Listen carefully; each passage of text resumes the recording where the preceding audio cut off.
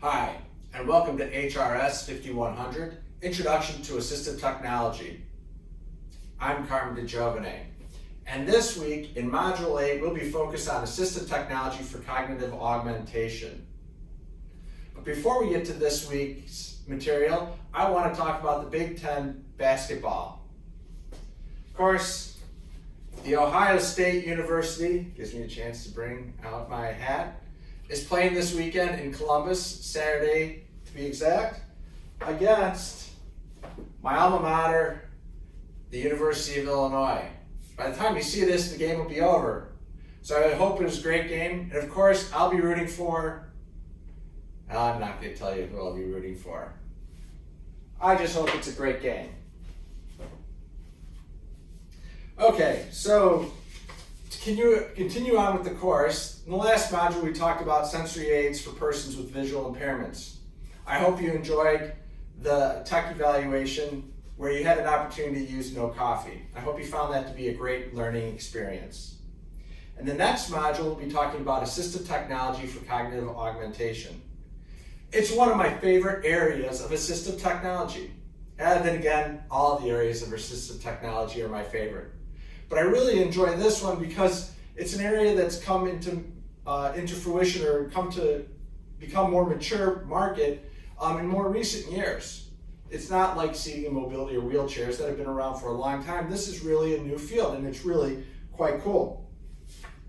I've been involved with SmartColumbus, the mobility assistance for people with cognitive disabilities, where we've used smart technology such as iPads or smartphones to help individuals with cognitive impairments get around the great city of Columbus. We've been using the WayFinder 3 app and the WayFinder 3 system, which includes a route library so people can download routes from CODA. It also includes builders, so you can build routes that a person can use and follow along on their phone. And it also allows you to track the individual when they're out in the community. So it's pretty cool. We have a website on it. I recommend you check out the website and also check out AbleLink Technology's WayFinder app.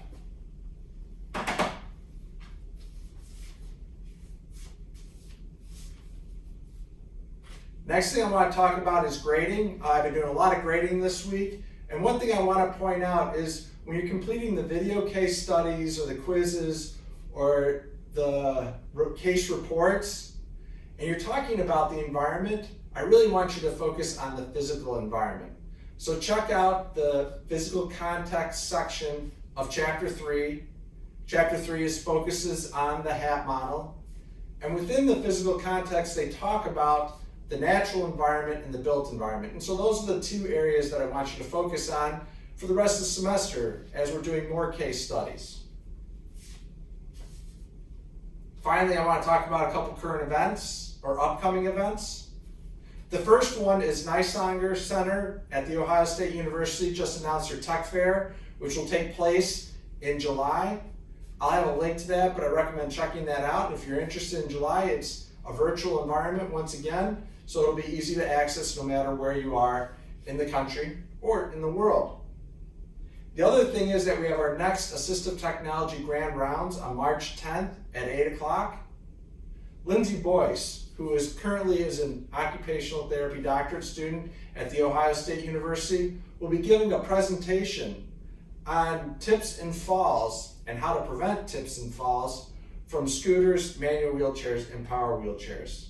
It's a culmination of her work for the past year, and I think it'll be a great Assistive Technology Grand Rounds. I'll include a link to that as well. As always, send me an email or send me Canvas mail if you want Carmen Canvas mail if you want to meet with me for office hours.